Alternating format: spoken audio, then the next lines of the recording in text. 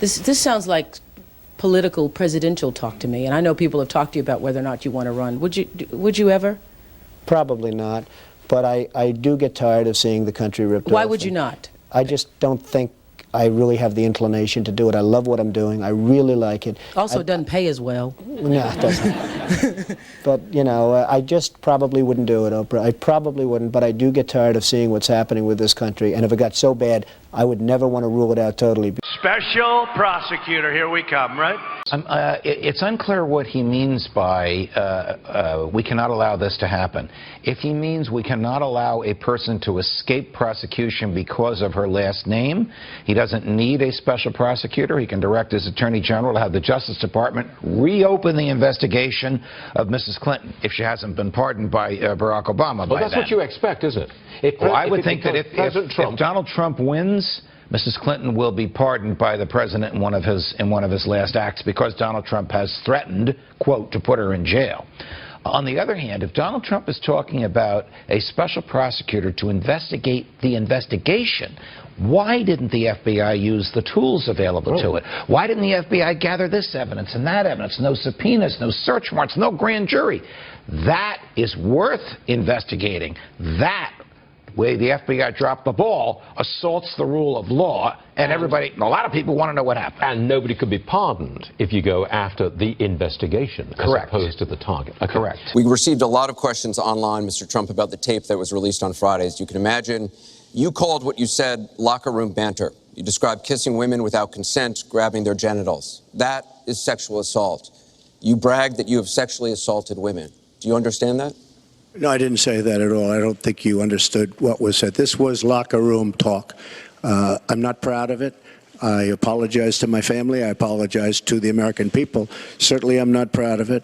But this is locker room talk. You know, when we have a world where you have ISIS chopping off heads, where you have, and frankly, drowning people in steel cages, where you have, I'm very embarrassed by it. I hate it. But it's locker room talk, and it's one of those things. So, because of bad judgment, and I will tell you, so Mr. Trump, we should get on to much more. Just for the record, though, are you saying that what you said on that bus 11 years ago, that you did not actually kiss women without consent or grope women without consent? I have great respect for women. Nobody has more respect for women than I do. So for the record, you're saying you never did that? I said things that, frankly, you hear these things are said, and I was embarrassed by it. But I have tremendous respect for women. Have you ever done those things? Women have respect for me. And I will tell you, no, I have not. Because if you think there's been fair coverage for this election, you're living on Mars. Is everything we always knew about Hillary Clinton is true? They used to think there was a vast right-wing conspiracy against them. That all of us were kind of making it up. But you know what these emails say? We were always right in the first place. When you destroy 33,000 emails under congressional subpoena, you get a straight-to-jail card. Right to jail.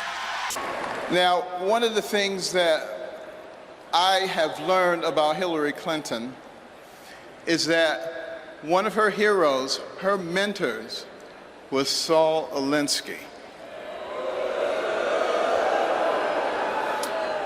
And her senior thesis was about Saul Alinsky. This was someone that she greatly admired and that affected all of her philosophies subsequently. Now, interestingly enough, let me tell you something about Saul Alinsky. He wrote a book called Rules for Radicals. On the dedication page, it acknowledges Lucifer, the original radical who gained his own kingdom.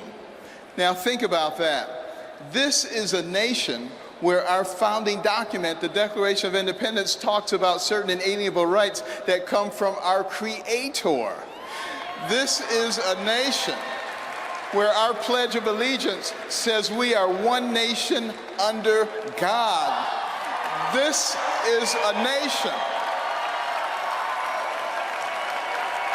This is a nation where every coin in our pocket and every bill in our wallet says, "In God we trust." So are we willing to elect someone as president who has as their role model somebody who acknowledges Lucifer? Think about that. Our movement is about replacing a failed and corrupt, and when I say corrupt, I'm talking about totally corrupt, political establishment with a new government controlled by you, the American people. There is nothing the political establishment will not do, no lie that they won't tell, to hold their prestige and power at your expense, and that's what's been happening. The Washington establishment and the financial and media corporations that fund it exist for only one reason: to protect and enrich itself. For those who control the levers of power in Washington and for the global special interest, they partner with these people that don't have your good in mind. Our campaign represents a true existential threat like they haven't seen before. This is not simply another four-year election. This is a crossroads in the history of our civilization that will determine whether or not we, the people, reclaim control over our government. The Clinton machine is at the center of this power structure. We've seen this firsthand in the WikiLeaks documents, in which Hillary Clinton meets in secret with international banks to plot the destruction of U.S. sovereignty in order to enrich these global financial powers, her special interest friends, and her donors. And likewise, the emails show that the Clinton machine is so closely and irrevocably tied to the media organizations that she is given the questions and answers in advance of her debate performance with Bernie Sanders. Hillary Clinton is also given approval and veto power over quotes written about her in the New York Times. And the emails show the reporters collaborate and conspire directly with the Clinton campaign on helping her win the election all over. With their control over our government at stake, with trillions of dollars on the line, the Clinton machine is determined to achieve the destruction of our campaign. Not going to happen. The most powerful weapon deployed by the Clintons is the corporate media, the press. Let's be clear on one thing. The corporate media in our country is no longer involved in journalism. They're a political special interest, no different than any lobbyist or other financial entity with a total political agenda, and the agenda is not for you, it's for themselves. And their agenda is to elect crooked Hillary Clinton at any cost, at any price, no matter how many lives they destroy. For them, it's a war. And for them, nothing at all is out of bounds. This is a struggle for the survival of our nation, believe me. And this will be our last chance to save it on November 8th. Remember that. This election will determine whether we're a free nation or whether we have only the illusion of democracy, but are in fact controlled by a small handful of global special interests rigging the system, and our system is rigged. This is reality. You know it, they know it, I know it, and pretty much the whole world knows it. The establishment and their media enablers wield control over this nation through means that are very well known. This is well documented, and the establishment that protects them has engaged in a massive cover-up of widespread criminal activity at the State Department and the Clinton Foundation in order to keep the Clintons in power. People who are capable of such crimes against our nation are capable of anything. Far darker. Bill Clinton is a Bill Cosby-type sexual predator, and he has preyed on multiple women when he was running for Congress, when he was Attorney General of Arkansas, when he was governor of Arkansas, and when he was president of the United States. And rather than stopping this, and rather than just being an enabler, Hillary has been the point person in the cover-up of his sex crimes. Hillary has been the person who has terrorized, and let's use her word, bullied Bill Clinton's victims into silence, either to stop them from testifying in response to a subpoena or to stop them from going public. What kind of tactics would they use that were okayed by Hillary? Strong-arm tactics. Hillary is the person who hired the heavy-handed Los Angeles and Arkansas-based private detectives, including Anthony Pellicano, Jack Palladino, Ivan Duda, and these people use strong-arm tactics. Let's take the example of Kathleen Willey, Kathleen Willey was working in the White House as a volunteer in the social office. Kathleen Willey was very active in both of Bill Clinton's campaigns for president. She knew the president well. When her family ran into financial difficulties and she made an appointment with the president to ask for a paid job, what she got for her trouble was groped, assaulted in the Oval Office. But then when she received a subpoena in the Paula Jones controversy, the trouble really began. Her home was broken in and ransacked. Her car windshield was smashed. Her car tires were slashed with a nail gun. Her cat was murdered and left on her doorstep. Her children were threatened by name. A strange man dressed in black, Palladino, runs up to her and says, "Hey, how's your cat? You ever replace that cat? How are your kids? I saw him get out of school yesterday."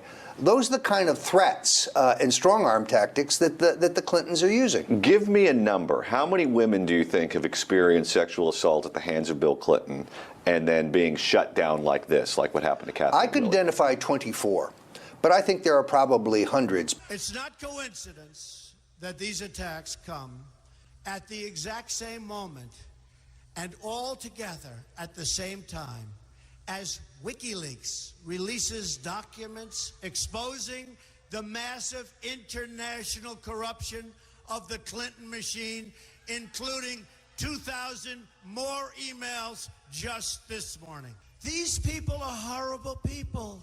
They're horrible, horrible liars.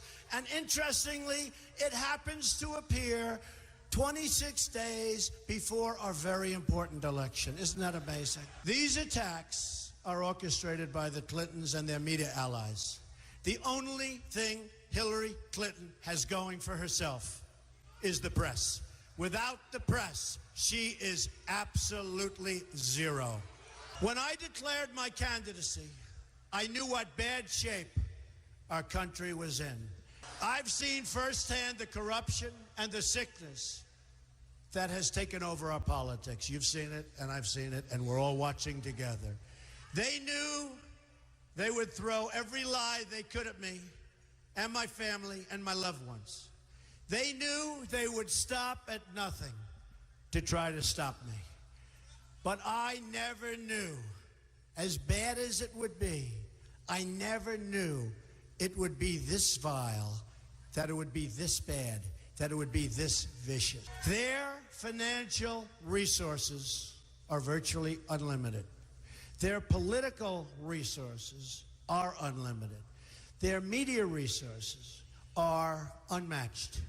And most importantly, the depths of their immorality is absolutely unlimited. The corrupt political establishment is a machine.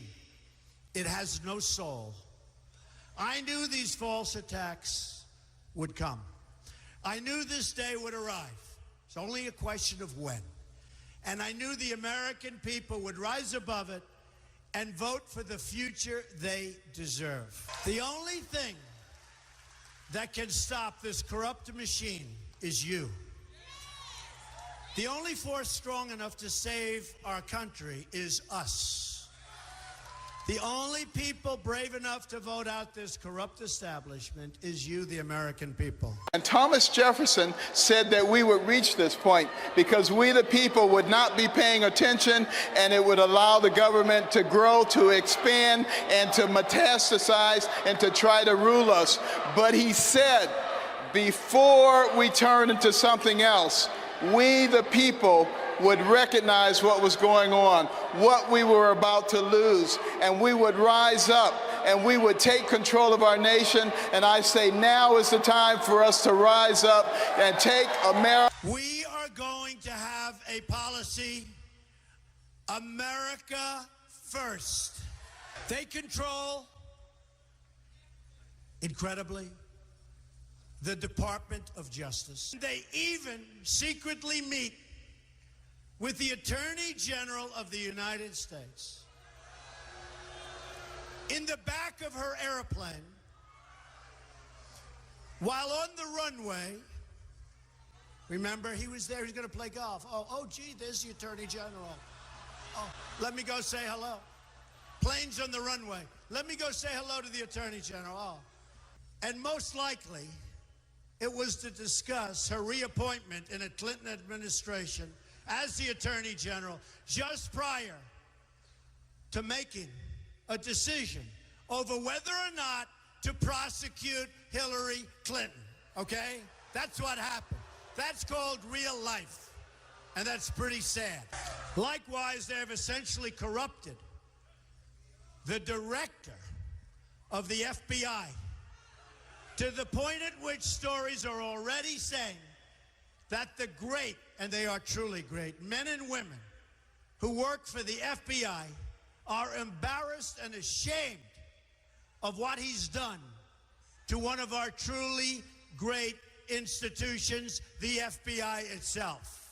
Hillary Clinton is guilty of all the things that Director Comey stated at his press conference and congressional hearings, and far more. He stated many things, but it's far more, and he knows that. This is our moment of reckoning as a society and as a civilization itself. I didn't need to do this, folks, believe me.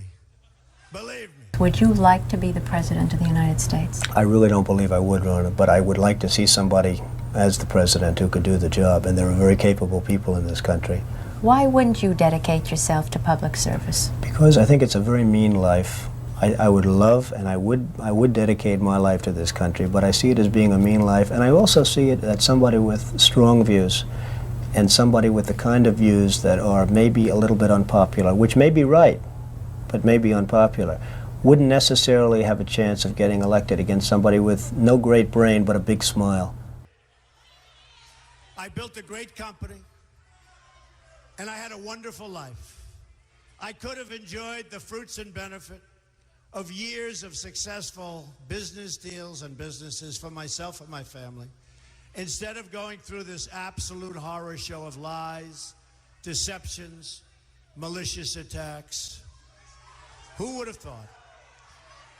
I'm doing it because this country has given me so much, and I feel so strongly that it's my turn to give back to the country that I love.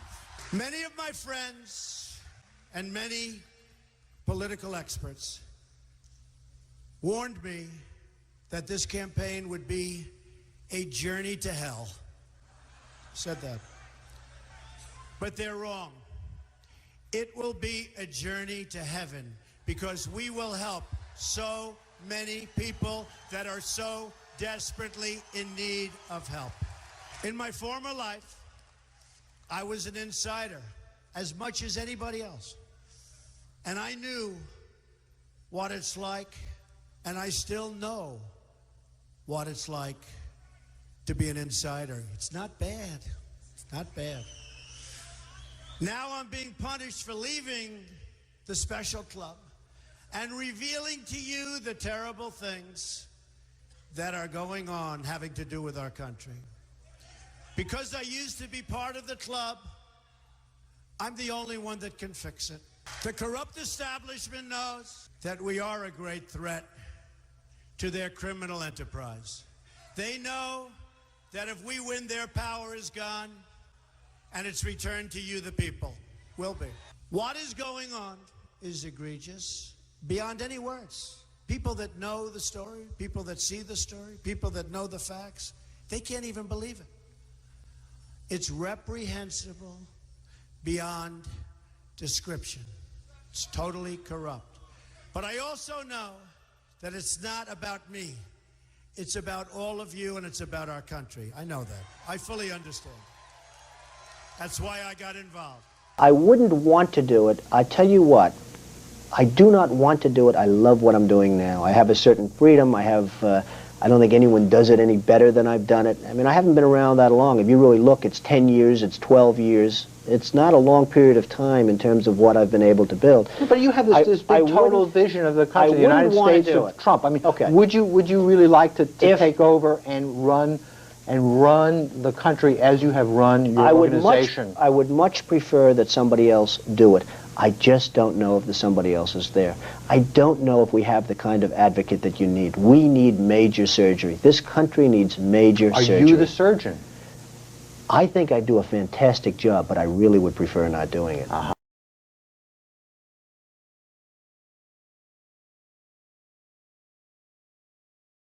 Very rarely in history do people get the opportunity to vote for true, real, profound change.